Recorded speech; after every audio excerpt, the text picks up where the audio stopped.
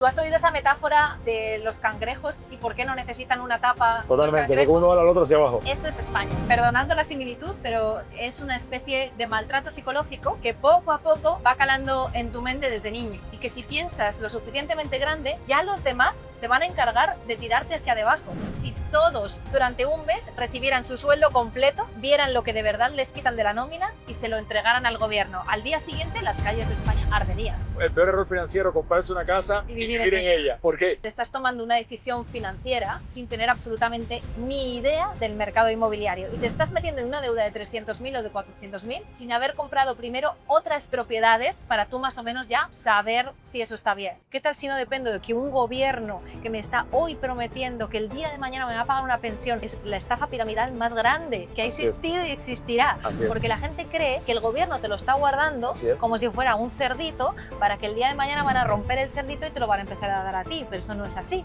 Tú estás pagando hoy las pensiones del jubilado de hoy y nadie te garantiza que en las arcas del Estado vaya a haber nada para ti el día de mañana. Entonces, ¿qué tal si empiezas tú a construirte tu propio sistema de pensiones? Eso es tranquilidad para mí. Hoy no solamente tenemos un episodio de lujo, sino que es la primera vez que estamos grabando un podcast de conversaciones de las alturas en nuestro nuevo avión, en el nuevo Viking Jet, y me da mucha emoción compartirlo con ustedes porque no solamente que tenemos invitados de super lujo y vamos a estar viviendo una secuencia muy bonita, estamos volando ahora mismo de Tampa a South Carolina. Hoy tengo una invitada de lujo que les va a aportar mucho valor. Su nombre es Elena Soto. Amiga, gracias por aceptar la invitación, gracias por estar. Gracias a ti, Joel. Que no solamente ha roto todos los esquemas de lo que es el emprendimiento y las inversiones en bienes raíces en España, está catalogada como una de las mejores inversionistas en bienes raíces en España. Le ayudó a quitar el velo a muchas personas de cómo se debe invertir correctamente en el mundo de las bienes raíces en España. Y quiero que conozcas su historia porque vas a poder entender también cómo hay países donde pueden haber muchos límites y por qué Estados Unidos es tierra fértil para emprendedores, para inversionistas y para empresarios que quieran realmente llegar al siguiente nivel. Y todo esto vamos a conocer en la historia. Y además de todo lo que he dicho, y para los que no te conocen, ¿quién es Elena Soto? Joel, me dejas sin palabras. Tremenda invitación, tremenda presentación. Felicitaciones por tu nuevo avión, por tu nuevo jet. No es más que, sin duda, el resultado de vuestro progreso, ¿no? De lo que estábamos hablando. Muchísimas gracias una vez más. Y además, que estoy recién llegada a este país, llevo aquí nada más un mes, o sea que ya estoy directamente en las alturas aquí contigo. ¿Es tu primera vez en un jet?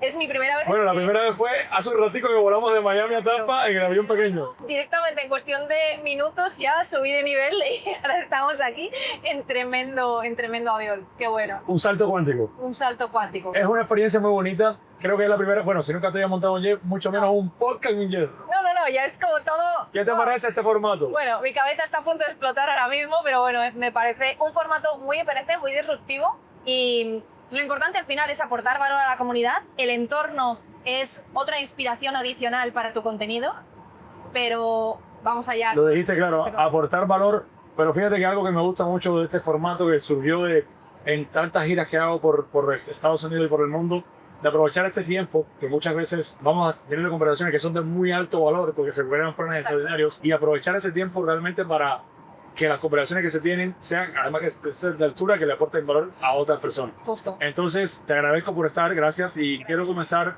preguntándote, siendo mujer, ¿cómo fue, qué fue lo que te hizo ayudar a hacer ese clic y comenzar a emprender en España? Esto, independientemente de ser mujer o no, a mí lo que me llevó a emprender es querer una vida mejor, ¿no? Y ver que precisamente en el momento en el que yo sí que estudié en la universidad, concretamente estudié 3 carreras universitarias, luego 2 másters universitarios, hice todo lo que se supone que estaba establecido en el sistema para poder lograr un buen salario y tener un buen posicionamiento, y cuando llegué a el final, o sea, la cúspide, ya con todas mis licenciaturas y mis másters, ojo, no digo que no haya que estudiar en la universidad, simplemente que en el momento en el que yo salí de la universidad, sí conseguí una posición en una gran multinacional, pero estaba como becaria y ganaba 500 euros al mes. Pero lo que más me desmotivó fue que las posiciones que estaban más arriba de mí tampoco no tenían una vida extraordinaria.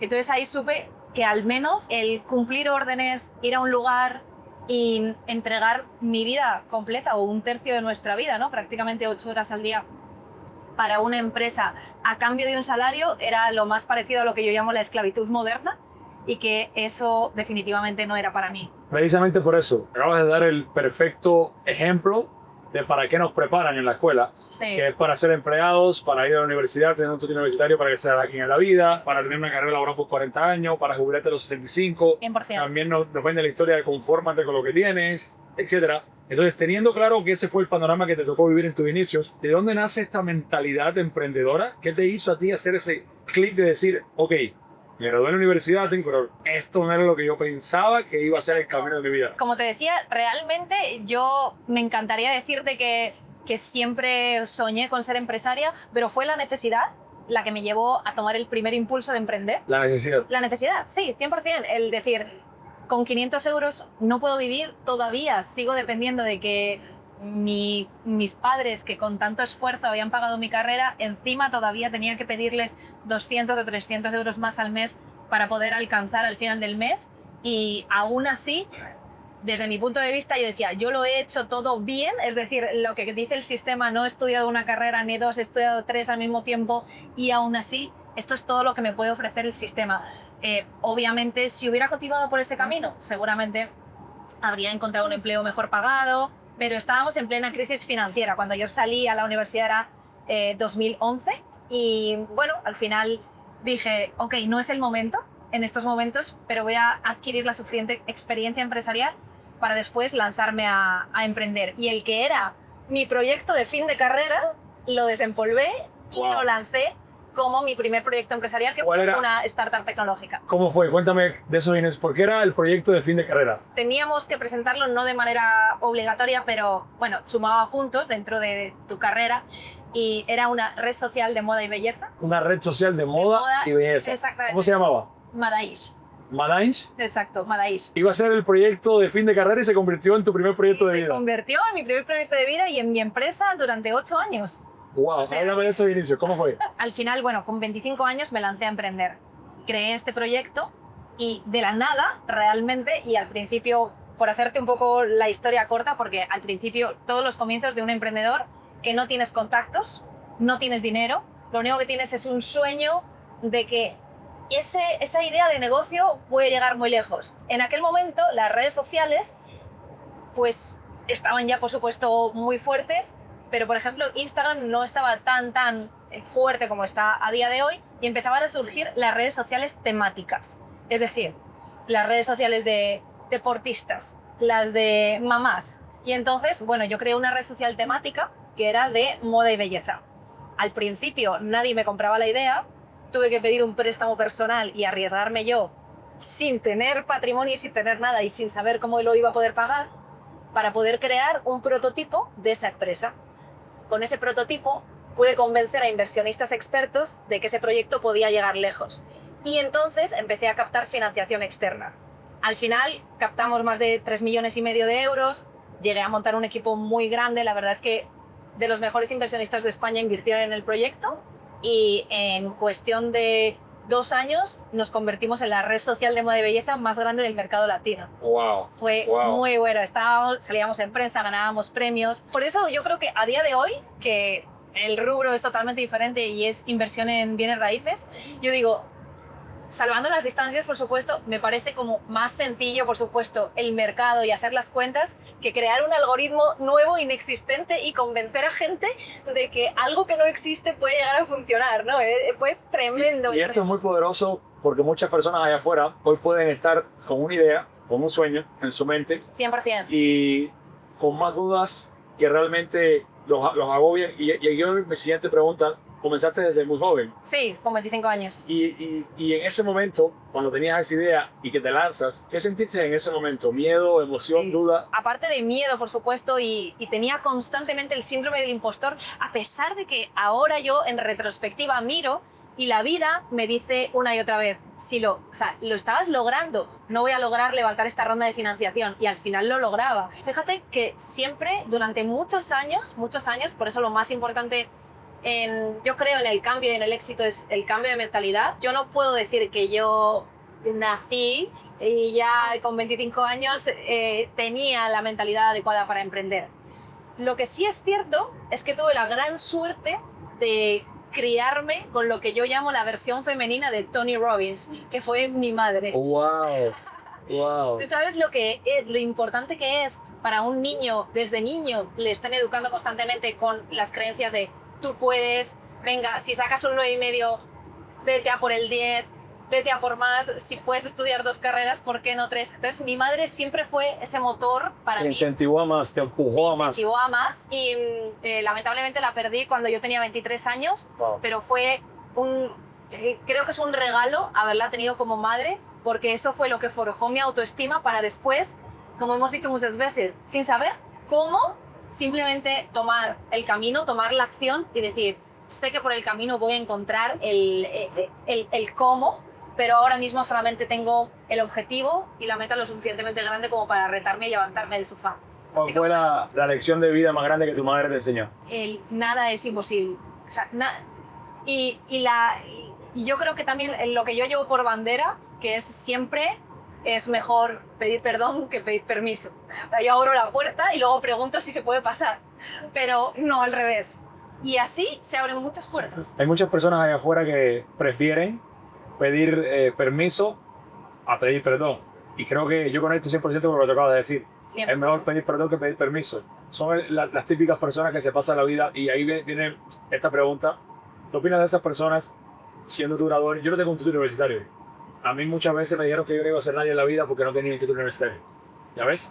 Porque así nos enseñaron. Y ahora ya lo puedes demostrar con tu ejemplo, ¿no? Pero todas esas personas que se pasan la vida entera acumulando títulos, conocimiento y conocimiento y conocimiento, pero que al final no se tiran o no se lanzan a la piscina y se les va la vida entera preparándose para nunca hacer nada. ¿Qué opinas de esas personas? Por un lado, digo, el conocimiento es uno de los activos más valiosos que tú puedes tener, pero ese conocimiento no tiene por qué venir de la universidad no sé qué, titulada en no sé qué, y tirarte 5 años de tu vida para poder serlo. Ojo, a lo mejor si quieres ser médico, obviamente, pero hay muchísimas formas de poder educarte desde gratuitamente a día de hoy con las redes sociales y todos los que estamos compartiendo valor en las redes, hasta ya con contenidos de pago más condensados, pero hechos muchas veces por personas que tienen los resultados y no solo la teoría. Y eso te acorta muchísimo tiempo de prueba y error. Y eso es valor al final. Que es lo que muchas veces... Yo tengo una filosofía de vida que más vale hecho que perfecto. 100%. Muchas veces estamos esperando el momento perfecto para tomar decisiones y al final del día el momento perfecto, según mi opinión, era ayer, el siguiente es ahora y toma acción ahora y en el camino vas aprendiendo. Y así es lo que me ha permitido estar en el lugar que hoy estoy. En el ámbito de bienes raíces en España te has posicionado muy bien como una referente. ¿Y qué significa ser inversionista de bienes raíces en España en ese mundo que es tan competitivo siendo mujer? Es verdad que yo creo que lo de siendo mujer, a lo mejor sí que existe ese estigma, pero como tú atraes en lo que tú te enfocas, y yo no me enfoco en que nadie me vaya a discriminar por ser mujer, creo que por suerte nunca me ha pasado, ni en mi etapa como emprendedora, ni en mi etapa como inversora, aunque yo siempre digo que me considero emprendedora antes que inversora. Cuando yo estaba comenzando a emprender en esta startup tecnológica, pues el 98% de mis inversionistas eran hombres y mis juntas directivas era toda una sala llena de hombres y yo con 25, 26, 27 años exponiendo cómo iban los resultados de la empresa. Y la verdad, nunca me he sentido discriminada y siempre creo que con la suficiente entereza y confianza en uno mismo, me da igual que seas hombre que mujer. Que existe una desigualdad, existe, pero yo creo que ahí somos nosotras más las que tenemos que proyectar el suficiente empoderamiento como para que ningún hombre te pueda mirar ni por menos ni por más por el hecho de ser mujer. Qué tontería. ¿Qué te llevó a salir de ese emprendimiento y dedicarte al negocio de los bienes raíces en España? Bueno, pues al final fue cuando conocí a mi esposo en el 2019. Ya había empezado a invertir dentro del mundo de bienes raíces. Ya me había leído Padre Rico, Padre Pobre. Fue mi despertar dentro del mundo de bienes raíces. En ese momento, pues después de haber hecho mi primera inversión inmobiliaria, estaba funcionando muy bien. Era un piso que, En España decimos piso. Un Es decir, apartamento, un un departamento. departamento, una propiedad que yo la compré, la reformé y la alquilé por Pero habitación. un piso sería si es departamento. Si fuera una casa independiente, Sí. ¿se llamaría piso también? No, casa. Piso es que está en un condominio, En un condominio. pero nosotros apartamento lo llamamos al que tiene una habitación. Ok. Y acá dicen apartamento a todo. Tenga 2, 3 habitaciones, lo que sea. Entonces, bueno, era un piso o apartamento, una propiedad grande, que la reformé y estaba alquilada en alquiler tradicional en 800 euros. Entonces yo la compré, la reformé y le hice 5 habitaciones porque tenía una superficie bastante grande y la convertí en una residencia de estudiantes premium y pasé a alquilarla en 2.250 euros. Entonces le tripliqué la rentabilidad. Y eso te voló la Y mente. dije, oh, wow, aquí hay un gran negocio. Entonces, en principio dejé esa propiedad en renta, pero cuando conocí a mi esposo me dijo, este negocio está buenísimo, vamos a hacerlo grande. Y empezamos a comprar más propiedades, no solo nosotros, sino, claro, como no teníamos el capital suficiente, nos apoyamos en otros inversionistas a los que les vendíamos la idea del proyecto y ellos compraban esas propiedades, nosotros nos llevábamos una comisión y luego se las administrábamos. Y así creamos una cadena de residencias de estudiantes por varias ciudades de España que se llama Lovely Rooms y que a día de hoy sigue funcionando. Lovely Room. ¿Sigue conservando el emprendimiento, la startup o la vendieron? No, vendimos lo que es la parte de gestión a una empresa y nosotros nos quedamos con la marca y la plataforma como tal. Entonces, es lo que transacciona es por cada uno de los estudiantes que conseguimos dentro de... Y lo que son las propiedades, eso sí, ya antes de venirnos a Estados Unidos, lo que teníamos en propiedad lo vendimos todo y las propiedades que mantenemos en España son todas mediante la modalidad de rent to rent. Rent to rent. Sí, O sea que sí. ustedes ustedes la rentan Ajá, y la rentan. exacto. Háblame un poco cuál es esa modalidad. Con permiso del dueño siempre. ¿Cómo funciona? Esta modalidad la tenemos especialmente en apartamentos vacacionales, bueno, en apartamentos de estancias temporales, como puede ser en Airbnb, en plataformas como Airbnb y Booking.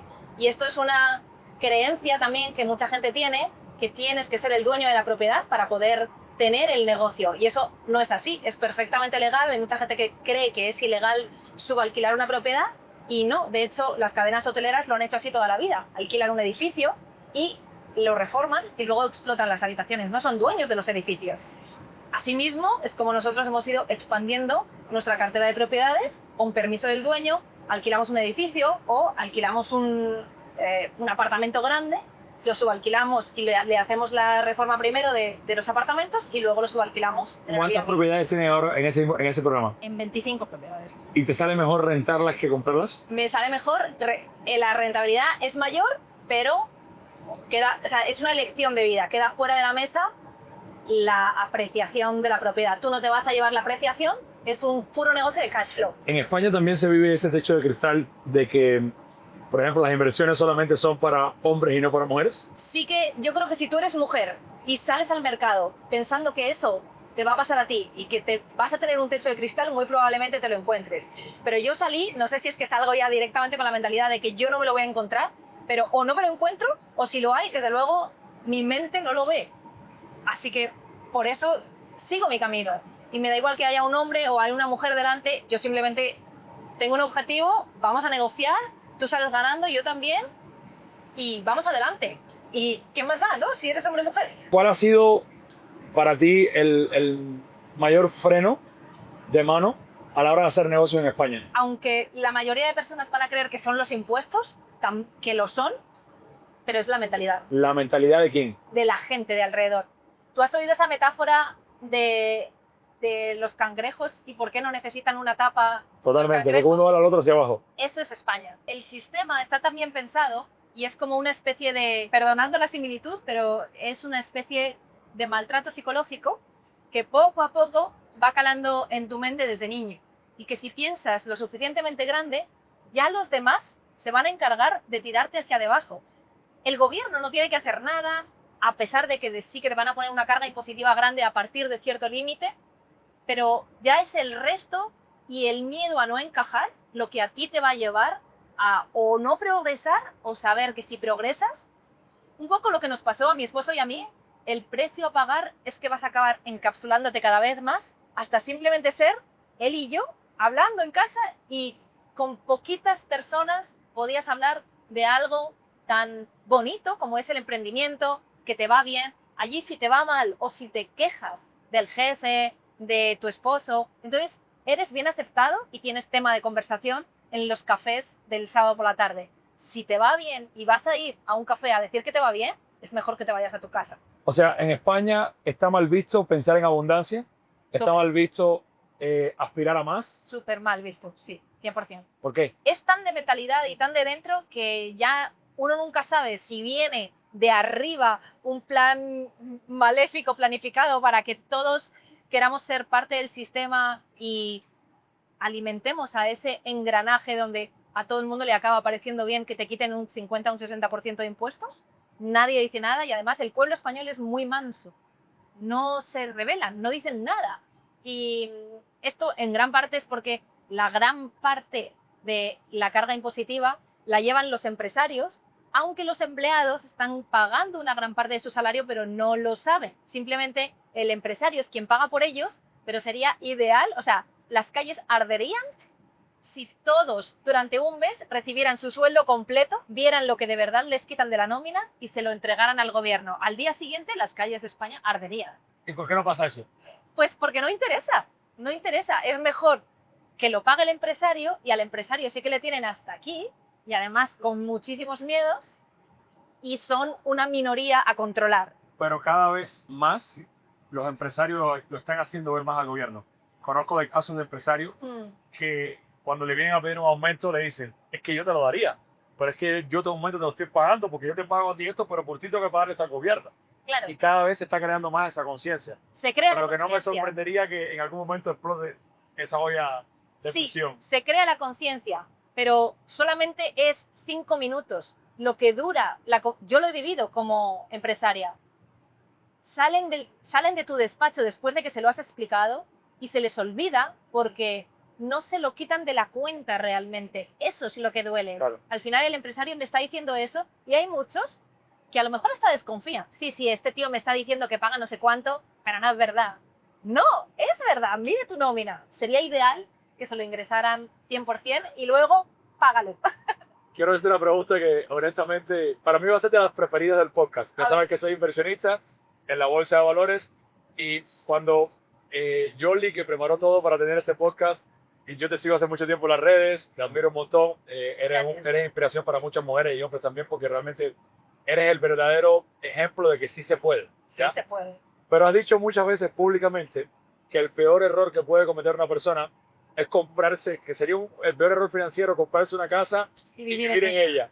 ¿Por qué? Una vez más, yendo en contra de todo lo que nos han educado, donde el sueño de cualquier persona, incluso el sueño americano, también muchas veces es comprarte una casa y vivir en ella. Después te voy a decir cuál es el sueño americano para mí. Realmente es el peor error financiero que puede cometer cualquier persona. En primer lugar, estás endeudándote por 30 años, donde la única forma de tú pagar esa deuda es con tu salario y con tu esfuerzo. Y la gente, en España, por ejemplo, existe algo que se llama contrato indefinido. No, en Estados Unidos, en algunos estados, desde luego como Florida, sí que te pueden despedir de un día para otro. En España no. Con ese papel, la gente se siente empoderada y cree que no le van a despedir nunca. Pero eso no es así. Es una falsa sensación de seguridad donde realmente a ti te pueden echar a la calle. ¿Quién paga esa deuda? Eso por un lado. Segundo lugar, esa casa la estás pagando tú, no te está generando nada. En tercer lugar, estás tomando una decisión financiera de una deuda muy grande sin tener absolutamente ni idea del mercado inmobiliario. Y te estás metiendo en una deuda de 300.000 o de 400.000 sin haber comprado primero otras propiedades para tú más o menos ya saber si eso está bien. Entonces, lo que yo propongo es comprar propiedades. No digo que nunca te puedas comprar la casa de tus sueños, pero propongo vivir de alquiler y retrasar la gratificación de tener la casa de tus sueños y comprarte las primeras propiedades, pero para invertir. Cuando tú tienes una casa que te da, además de pagarse sola, te da 300 o 500 dólares de cash flow, después tienes una segunda casa, después tienes la tercera y después tienes la cuarta, tú ahí ya juntas 2.000 dólares de cash flow con lo que te puedes pagar la renta que tú quieras. A medida que tú sigas invirtiendo, vas a poder aumentar tu estilo de vida si tú quieras, o al cabo de X propiedades, tú ya te vas a hacer un experto inversionista y vas a poder comprar mucho mejor la casa de tus sueños. Incluso comprar por debajo del precio de mercado, reformarte tu propia casa y automáticamente haberle ganado valor a esa propiedad. ¿Por qué crees que tanta gente sigue viviendo hoy pudiendo tener acceso a tanta información y poder llegar a esa misma analogía que tú dices? ¿Por qué consideras y crees que tanta gente sigue viviendo con ese sueño? Bueno, porque los que compartimos contenido con pensamientos un poco diferentes dentro de las redes sociales, llegamos, gracias a las redes sociales, a una comunidad de X o de cientos de miles, pero somos 8.000 millones de personas en el mundo y tiene mucha más influencia, muchas veces, lo que te han dicho tus padres, que a su vez se lo han dicho sus abuelos, y eso va pasando generación tras generación, y hay una gran presión social de ¿cuándo te vas a comprar tu casa? ¿Cuándo vas a tener tu hijo? ¿Cuándo te vas a casar? Entonces, muchas veces Por la herencia cultural. a la propia sociedad no le interesa que tú te salgas del camino. Tú empiezas a sentir ese miedo a no encajar. Y al final lo haces. ¿Tú personalmente vives alquilado o en tu propiedad? Yo vivo alquilada. Muy bien, muy bien. Y, Pero el alquiler no lo pago yo. El alquiler me lo pagan mis inquilinos. ¿qué opinas de la deuda? Pues puede ser muy buena o muy mala, dependiendo de cómo tú la gestiones. La deuda para comprar una propiedad siempre es buena. La deuda para irte de vacaciones es la peor deuda que te puedes coger. Yo tengo un concepto un poco diferente acerca de la deuda. Para mí al final del día deuda es deuda, pero también entiendo que existen muchos modelos y sí lo recomiendo mucho para una persona que está comenzando. Yo hablo mucho de capitalizarte, conocer modelos. El que tú planteas es uno muy bueno porque te permite capitalizarte Exacto. hasta un punto en el que incluso, por ejemplo, aquí en Estados Unidos, cuando tú compras una propiedad, digamos que tú tienes la posibilidad, porque generas los ingresos, de comprarte una propiedad cash Sí. o financiada. Sí. Una de las mentalidades es, bueno, compro varias, pero ¿qué ocurre? Que si tú tienes una manera de generar altos ingresos, al tú comprar una propiedad cash, te libras de muchos seguros y de muchos esquemas de gasto que no Vale. incurrirías a la hora de comprar la cash. Vale. Financiada pagas mucho más, verlo un 50-50. Entonces tú propones comprar las propiedades pero cash. No, de nuevo, desde el lado en el cual yo lo pudiera proponer, no creo que estaría correcto porque la mayoría de las personas no hacen lo que yo hago. Ya. Pero todas las propiedades que nosotros tenemos, y tenemos muchas, son cash. Cash. Cero deuda. Vale. Nosotros, este avión y todo lo que tenemos es cash, no le debemos nada a nadie. Vale. Porque a mí no me hace sentido pedir un préstamo con los intereses que me van a cobrar, porque ese mismo dinero que yo pago en intereses, yo mismo lo pongo a trabajar para mí y genero mucho más que pagárselo a alguien de intereses. Ya. Pero de nuevo, es un esquema, por eso no me pongo en la ecuación, porque yo solamente pienso en deuda cuando pedir deuda me sale barato. Cuando los intereses, por ejemplo, la pandemia, pedir dinero prestado era gratis. Intereses prácticamente igual a cero. Dame todo el dinero y... Ahí sí. O sea, yo sí veo Es que la los deuda... intereses acá están muy caros. O sea, de las propiedades que nosotros tenemos acá están financiadas. Tenemos varias en Estados Unidos ¿Están también. elevados comparado con España? O sea, en España, en la época de la pandemia, tú también podías conseguir al 1%, al 0,5%. Pero si no, en general en Europa tú puedes financiarte al 2%, una hipoteca, y en Estados Unidos se va al 6 o al 7. Entonces, bueno, tienes que encontrar propiedades que te den aún más cash flow. Nosotros tenemos propiedades que sí, están al 7%. Pero bueno, luego las refinanciaremos en cuanto bajen los intereses. Quieren bajando y posiblemente el 29 también lo bajan más. 100%. ¿Qué modelo de negocio ha sido el que más ingresos te ha generado? Bueno, el real estate, 100%. En cuanto tanto ingresos de picos de caja, haciendo fix and flip, wholesaling, intermediación inmobiliaria, como la renta mes a mes, eso 100%. Real estate, vaya. En todas sus versiones.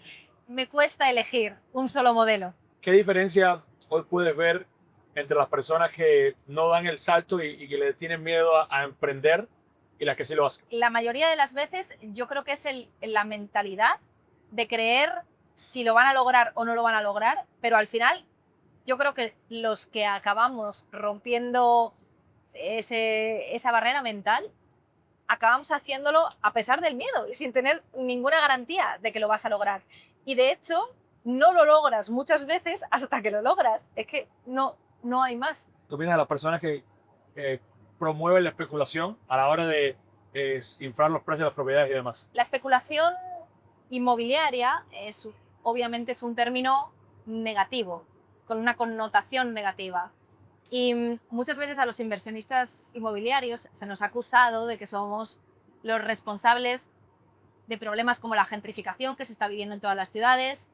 Es decir, los que viven en X ciudad en X barrios se tienen que ir más a las afueras porque las propiedades suben, la demanda es escasa y ya no se pueden permitir vivir en esa ciudad más. Y modelos de negocio como Airbnb o modelos de negocio como el fix and flip, donde tú compras una propiedad, la reformas, la pones linda y luego la vendes, viene, por ejemplo, en el caso de España, un inversionista generalmente extranjero que se puede permitir comprar la propiedad incluso cash y un español no puede acceder a eso en ciertos barrios. Eso ha pasado en España, pasa en Nueva York, pasa en todas las ciudades del mundo. Al final todo el mundo quiere vivir en un mismo sitio y las propiedades son escasas. Ley de oferta y demanda.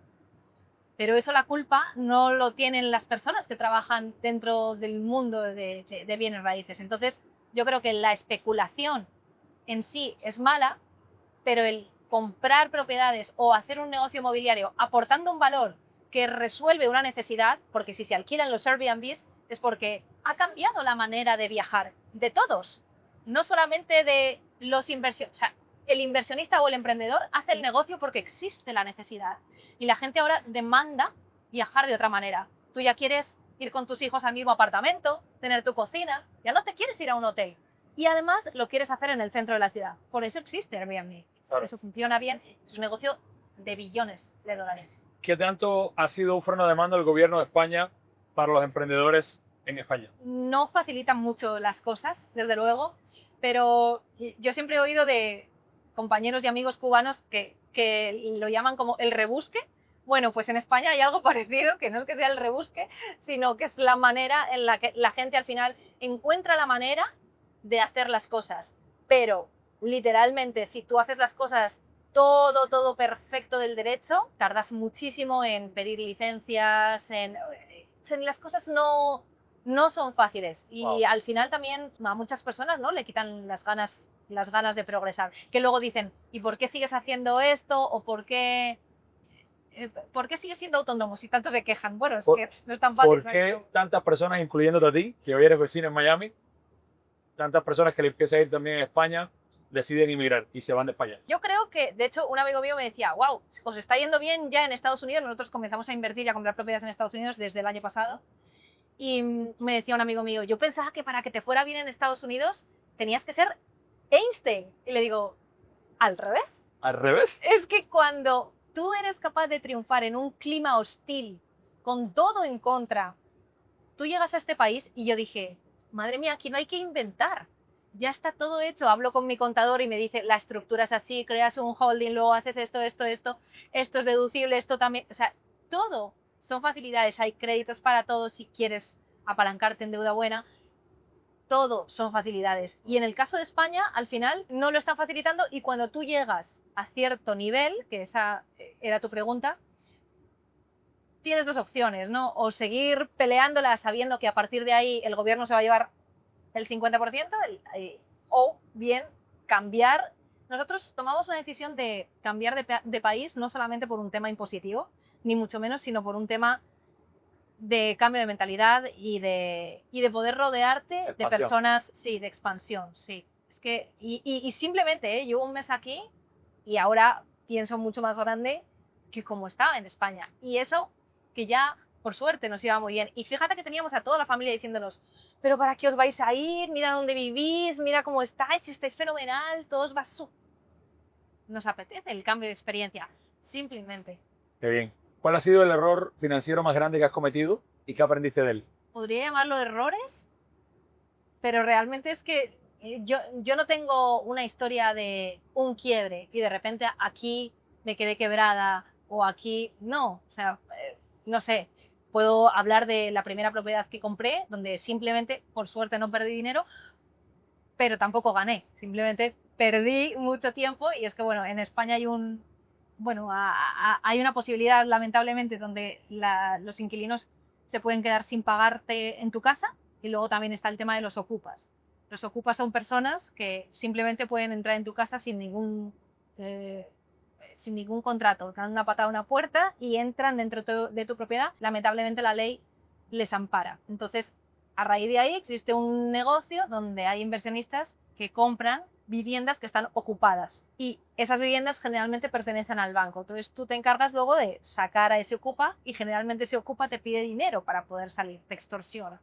Entonces, bueno, yo tenía un amigo que había hecho varias propiedades de estas, luego las remodelaba, las vendía, le salía bien. Yo intenté hacerlo con una de las propiedades y simplemente ahí descubrí que no era mi modelo de negocio porque te tenías que meter en barrios muy complicados y dije, oh wow, creo que es empezar ya por la puerta grande, demasiado para mí. ¿Qué consejo te hubiese gustado que te hubiesen dado a ti cuando comenzaste en el mundo de las inversiones en bienes raíces? Yo creo que el mayor consejo, aunque yo siempre he tenido como un poco esa mentalidad, porque de hecho mi primera propiedad, esta, la compré en Madrid, pero ya mi segunda propiedad ya la compré fuera de Madrid porque siempre supe que la mayor rentabilidad no la tienes que encontrar dentro del real estate, en el lugar donde vives. La gente no se quiere salir de su barrio, a ser posible comprar dentro de su edificio. Y ya yo con la segunda propiedad ya aprendí eso y compré en otra ciudad que no era donde yo vivía, simplemente era donde los números daban mejor. Y a partir de ahí, yo creo que mi mayor aprendizaje ha sido el saber que no solo tienes que comprar en el lugar donde vives o en otra ciudad que no sea donde vives, sino también en otro país que te pueda ofrecer mejores condiciones. ¿Cuál sería una buena rentabilidad promedio al año? ¿Cuál sería ese porcentaje que tú dices, esto es un porcentaje ideal para sacar una propiedad al año? Inversionistas de Miami, tú sabes que con un 4 o un 5% anual dan saltos de alegría. Para mí eso, en el momento en el que estoy ahora, para mí eso no es un buen deal. Yo le exijo a mis propiedades mínimo un 9 o un 10% de rentabilidad anual, más la apreciación de la propiedad. 9-10% en cash flow. O sea, que puse 1 millón, esa propiedad tiene que dejarme como mínimo 90.000 al año o 100.000 al año. Cash flow, sí. Además de la apreciación de la propiedad. Exacto. Suena bien. Hay una pregunta que siempre me gusta hacerle a todos los invitados. ¿Qué significa para ti, Elena, el éxito? Para mí el éxito va muy, muy ligado con la palabra libertad.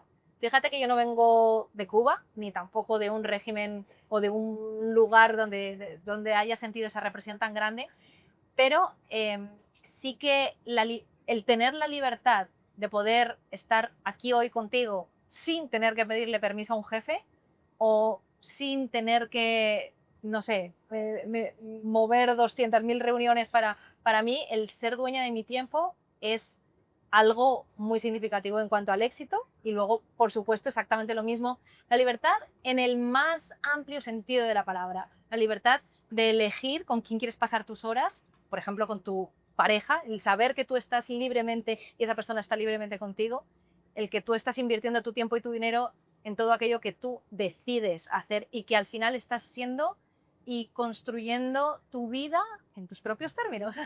Así es. ¿Qué significaría para ti eso, vivir tu vida en tus propios términos? Precisamente eso, es algo muy sinónimo del éxito y yo considero que desde hace muchos años tengo la gran fortuna de poder estar haciéndolo. A todas esas mujeres del mundo tienen un sueño, pero no se atreven por miedo, por temor a ser juzgada, por la duda. ¿Qué le dirías? Pues les diría que si no lo haces te van a juzgar igual, si lo haces te van a juzgar igual. Entonces hazlo, dale con todo, asume que hay un precio a pagar, pero que el precio a pagar de quedarte donde estás es aún mayor que el que vas a tener que pagar por el camino. Es verdad que ese precio a pagar, que significa literalmente salir de nuestra zona de confort, y yo de los recientes aprendizajes que he tenido es que ese salir de tu zona de confort significa también dejar a personas atrás, a personas que de hecho quizá hubieras jurado que nunca se iban a ir de tu lado. Y esas personas se van de tu lado cuando tú pasas cierto umbral o cuando simplemente expones lo que piensas o dices lo que piensas porque ya no encajas. Entonces yo creo que esos niveles de los que hablábamos antes, ese videojuego de pantallas que tú te vas pasando uno tras otro, deja cosas atrás, pero te abre a un camino aún mayor y aún más alineado con tu propósito de alma. ¿Qué es el merecimiento para ti? El merecimiento, muchas personas lo van a relacionar con esa meta final, que puede ser, de hecho, una meta económica o una meta material para muchas personas.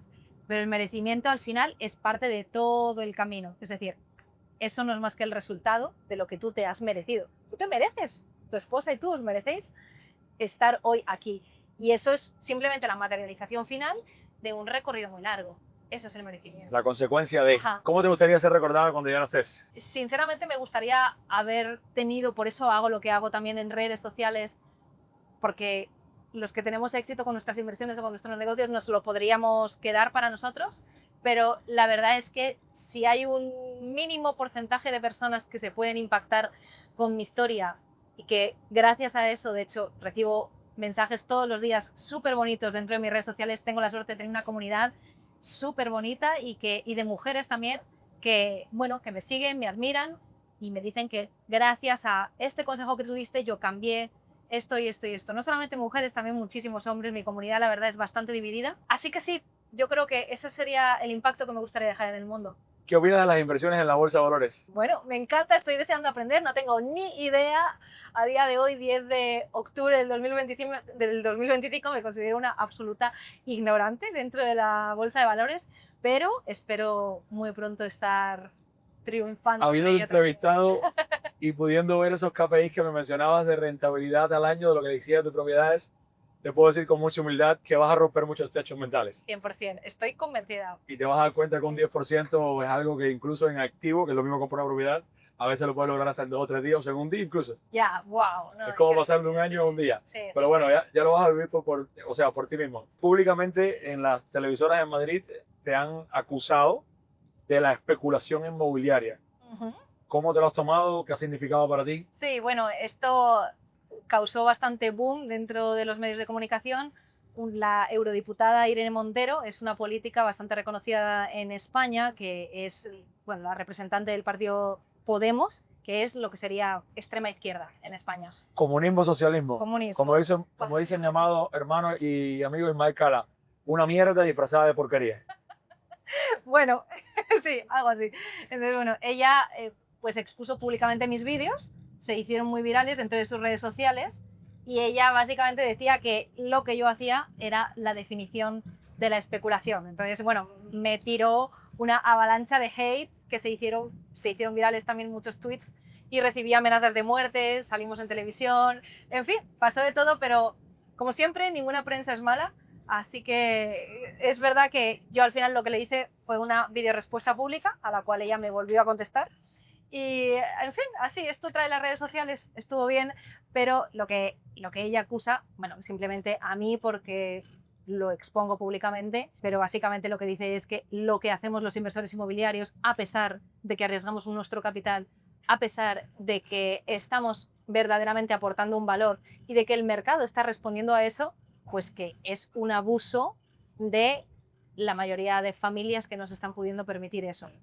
Yo simplemente con esa primera y siguientes residencias de estudiantes lo que hacemos es aportar un valor a la sociedad y hacer algo que claramente los estudiantes están demandando, que es tener una residencia de estudiantes, tener un piso de estudiantes donde pueden compartir a modo de co-living y no necesariamente quieren vivir en una residencia al uso, con comidas, en fin, con reglas, sino que quieren tener la experiencia de ya independizarse de su casa, pero con 4 o 5 compañeros. Eso es lo que ofrecimos en Lovely Rooms y la prueba de ello es que las habitaciones duran muy poco dentro del mercado. Entonces, bueno, no es especulación, simplemente es responder a una demanda que ya existe. ¿Cómo visualizas España en los próximos 5 años si sigue el mismo sistema que actualmente está? Lamentablemente, el sistema que está arriba lo votan los españoles y muchas veces pensamos que el gobierno es el culpable, pero al final el pueblo español es quien, la mayoría de personas muchas veces prefieren quedarse en su casa y cobrar una paga del gobierno antes que tomar todos estos riesgos, montar su emprendimiento y poder llegar a algo más y llegar a progresar. Sería una definición de ignorancia cultural. Sí, no entendiendo 100%. que siempre alguien va a pagar la cuenta. Exactamente, sí. Entonces, que eso que hoy supuestamente te están pagando, te lo están cobrando con todo el alguien lo está endeudamiento pagando. de la nación. Claro, totalmente. Si a ti te bajan el ticket del metro y del transporte, alguien lo está pagando por ti. O sea, eso gratis no es. Si a ti te están dando la sanidad pública gratis, alguien lo está pagando. Incluso tú mismo lo estás pagando con tu propio salario. Eso la gente es algo que no ve porque no hay conciencia social ni educación financiera. Lamentablemente, si todo el mundo sigue pensando así y haría falta un cambio generacional enorme con una educación financiera importante, entonces comenzaría un progreso pues, más importante dentro del país. Pero ahora mismo, la verdad es que mi padre dice que en España o gana la izquierda o pierde la izquierda, pero nunca gana la derecha. Cuando gana la derecha es porque por rebote no votaron a los otros. Ya. Entonces, bueno, mayoritariamente es un pueblo que piensa de esa manera. Wow. Habrá excepciones, por supuesto, y bueno, los que no queremos hacer parte de eso, simplemente nos vamos. Es la mayoría cada vez más. Son todas las personas que van teniendo éxito y que pueden venir de la nada, logran éxito y se dan cuenta que no es tierra fértil para crecer. Sí, 100%. Desde luego yo las personas, sobre todo en redes sociales, creadores que veo que están triunfando, se acaban yendo y amamos nuestro país, ¿eh? O sea, yo a España por supuesto voy a volver y en las playas y la comida y todo eso me parece maravilloso, pero tú puedes hacer el dinero en otro lugar, ir a España, disfrutarlo y luego continuar tu vida. Así es. Algo muy curioso ha pasado pocas veces en la historia de Conversaciones en las Alturas. En este caso es el primer podcast que se está grabando en el nuevo avión. Es mucho más rápido que los demás, de los anteriores. Hicimos un viaje, no preveí que fuera a ser tan rápido, por lo que vamos a terminar el podcast justamente aquí en la pista antes de volver a despegar, porque ahora vamos a despegar a Miami y ya en el blog van a entender por qué aterrizamos aquí en South Carolina para la compra de este avión. Hoy he roto muchos techos para ti a nivel personal, pero siendo una emprendedora y habiéndote ido de tu país, siendo en este momento gobernado por un sistema comunista, socialista, yo quiero hacerte una pregunta de mentalidad. ¿Cuál consideras tú que es esa diferencia que puedes ver entre las personas con mentalidad de expansión o mentalidad de riqueza y las personas con mentalidad de pobreza? ¿Cuáles son esas diferencias que te encuentras en unos y en los otros? Bueno, yo creo que todo radica en que cuando una persona se da cuenta de que lo que puede generar por uno mismo es mucho más seguro que lo que te puede prometer un gobierno, es cuando todo cambia. Y ya no solamente hablo de que, por supuesto, lo que puedes generar por uno mismo es 100 veces más, pero simplemente la gente se queda con esa idea que nos venden de un sistema de pensiones a futuro, de cotizaciones a una seguridad social, porque si no te vas a tener que pagar el médico. Todo el mundo me dice los mismos comentarios cuando me he venido a Estados Unidos. Allí vas a tener que pagar millones por un médico. ¿Qué pasa si la gente se muere en la puerta de los hospitales? Entonces, el miedo de no poder generar eso por ti mismo es tan grande que te impide salir de ahí. Pero cuando tú empiezas a probar oye, ¿qué tal si sí? ¿Sabes por qué? Porque tú lo ves hoy con las redes sociales, que mucha gente lo está logrando. Dices, si no, saldrían las noticias todos los días de gente en Estados Unidos muriéndose en la puerta de los hospitales. Eso no pasa, ¿no?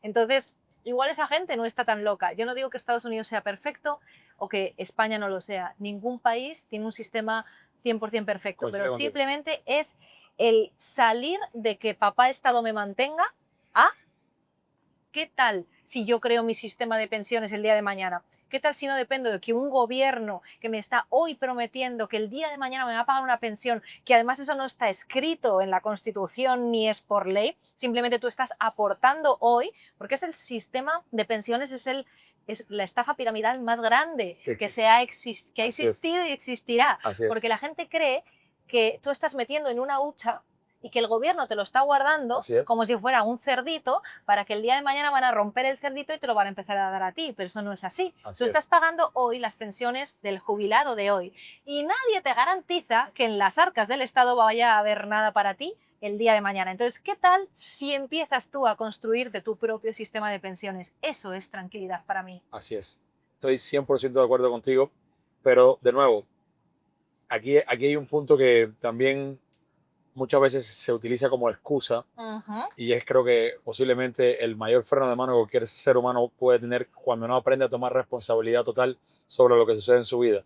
Se compra la excusa de que yo no lo voy a lograr porque yo vengo desde abajo. A esas personas que se están contando una historia mal contada, ¿qué les dirías? Esas personas que piensan que yo vengo desde abajo o que... Es que bueno, realmente yo creo que hay muchos casos, yo creo que como todos los que estamos aquí, que venimos desde abajo en cuanto a que, y bueno, yo me considero una privilegiada porque nací en un país del primer mundo, o de lo que decía que es el primer mundo. Ya no lo es.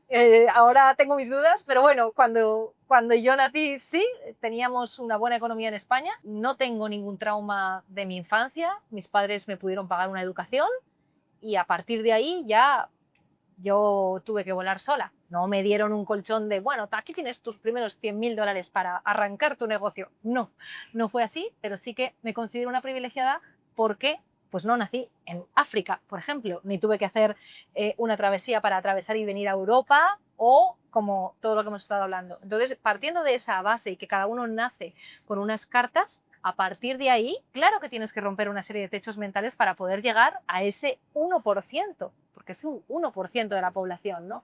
Inclusive, muchas veces, cuando las personas nacen en riqueza ya, porque simplemente lo tienen como riqueza heredada, ¿cuántas veces hay casos de familias, generación tras generación, al final, en la tercera generación, la riqueza de la familia se arruina? Y es porque esas personas no desarrollaron la mentalidad. Entonces, si la gente se da cuenta que el desarrollo de la mentalidad es lo que te va a llevar a generar la riqueza y no el nacer dentro de una familia de millonarios, seguramente si la gente lo creyera de verdad, habría muchos más millonarios. ¿Cuál fue el techo más grande que tuviste que romper? Uno de los techos más grandes que tuve que romper es que, aunque, fíjate, toda mi familia son funcionarios, es decir, trabajan para el gobierno, la mayoría, o tienen un empleo, mis padres sí que fueron empresarios, pero yo lo que tenía muy claro era que yo no quería ser empresaria así.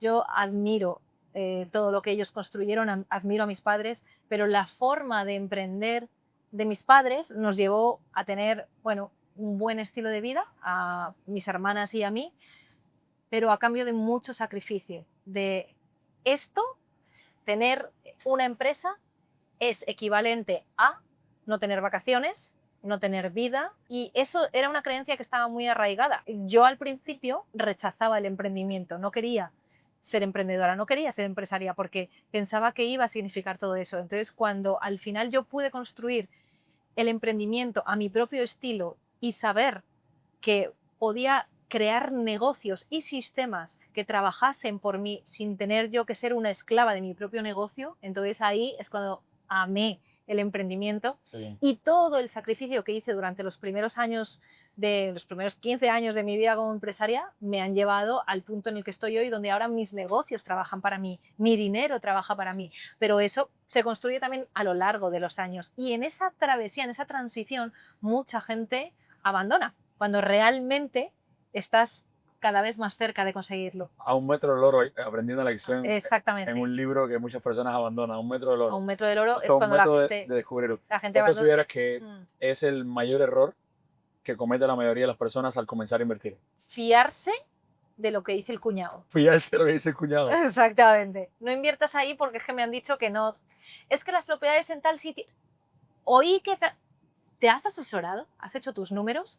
Lanzarse a invertir antes de hacer números, antes de formarse. O sea, lo primero es lanzarse a invertir, que eso ya, para muchas personas, ahí pueden tener 200.000 o medio millón en el banco, que se les pudre y que con la inflación cada año vale menos. Pero una vez que ya dan el paso, empiezan a comentarlo en su círculo más cercano.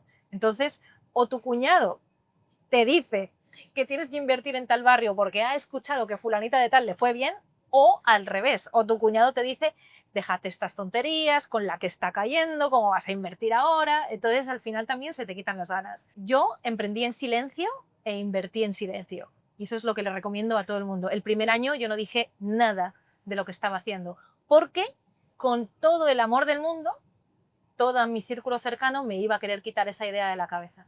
Y es normal. En cualquier ámbito, no me quiero referir a los bienes raíces, sino al aspecto que lo quieras tomar. Es una pregunta abierta. ¿Cuál consideras tú que ha sido la mejor inversión que has hecho en tu vida? Cualquier inversión que sea en mí misma. De verdad que es lo que más me ha retornado. Cualquier inversión que sea en mi conocimiento. Yo no considero, sí, pues te podría decir, en esta propiedad multipliqué en esta propiedad, pero es que el interés compuesto que yo aplico en mí misma en cuanto a conocimiento, que nunca me canso de aprender y que eso se refleja en mis resultados, es la mejor inversión. ¿Por qué consideras que le cuesta tanto a los hispanos invertir en ellos? Lo considero porque se siguen dejando influenciar una vez más por su círculo de alrededor. Por el cuñado. Exactamente. Es que si tú al cuñado le preguntas que vas a invertir en bolsa de valores, que vas a invertir en real estate o que vas a invertir en la formación de Joel, es que el cuñado te va a decir que eso está mal, que ese tío que va a hacer, ahí va a estar en redes sociales, es que si tuviera tantos resultados, y lo mismo dicen de mí. Entonces, el cuñado fuera de la decisión. Para alguien que tuviera que comenzar hoy con poco capital o sin nada, ¿cuál sería tu recomendación? Una vez más, lo primero, formarte tú. Y cuando tú ya tengas el conocimiento, lo que tú te tienes que hacer es un experto, porque cuando el negocio es bueno, el dinero llega. Lo voy a repetir, cuando el negocio es bueno, el dinero llega. Pero lo que la gente no tiene es conocimiento. Yo me he dado cuenta, porque así fue como yo crecí con capital de otros.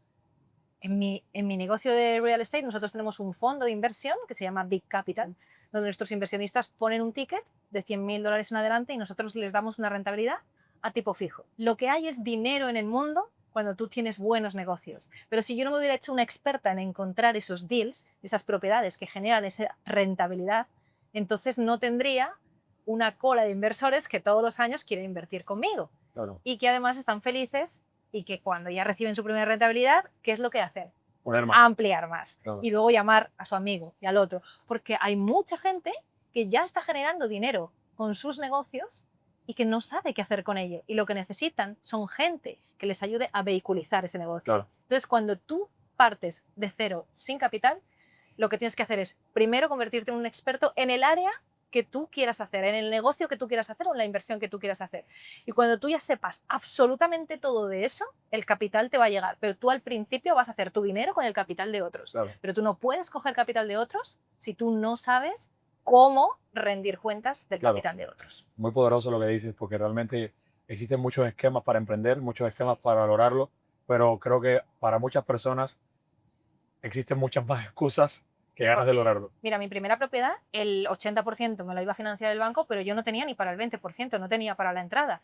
Pero yo siempre pienso, si yo no lo tengo, alguien lo va a tener.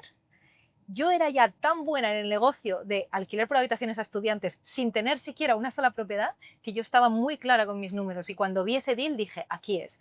Me faltaban $20.000 y dije, o conozco a alguien que me ponga 20.000 o si no, le digo a 4 a 5 amigos que me pongan 2.000, 3.000, 5.000 cada uno y así lo hice. Hice un crowdfunding de amigos, les di una rentabilidad, les expliqué cuál era el proyecto y todo el mundo ganó dinero. Y yo encontré la propiedad. Wow. Pero al principio no tenía ni para la entrada. Entonces solo tenía para el tiquete para irme de Madrid a Salamanca. Wow. Y ya está. Wow. Y así empecé. Antes de cerrar el podcast, siempre me gusta a todos los invitados, porque el propósito es aportar valor, un mensaje abierto a la cámara, a todas esas personas de esta hermosa comunidad que hoy nos están viendo. ¿Cuál sería tu mensaje para todos ellos, desde los mujeres o hombres emprendedores, personas que hoy no llegan a final de mes, personas que hoy están buscando una luz al final del túnel pero no la ven? ¿Cuál sería tu mensaje para todas esas personas? Lo que yo les diría a todas esas personas que están en una situación a día de hoy que no les gusta, de la cual quieren salir, es primero comprométete. Comprométete y ponte una meta, tanto cuantitativa como cualitativa. Es decir, cuando yo me propongo como máximo salir de esta situación y después establecer un plan de acción. Esto es como más lo táctico. Pero después lo que tú más tienes que hacer es empezar a empapar tu mente con referentes de personas que ya han conseguido lo que tú quieres lograr. Porque cuando tú le dices, esto es como un músculo, un entrenamiento. Si tú todos los días entrenas el bíceps, al final tú vas a tener un gran bíceps. Si tú todos los días entrenas tu mente sabiendo que eso que tú quieres conseguir es posible y al día siguiente otra vez y al día siguiente otra vez, es como no se te puede olvidar ni un día. Al final se va a hacer, es neuroplasticidad, se va a hacer tan factible en tu mente que simplemente lo vas a lograr. Amiga, gracias.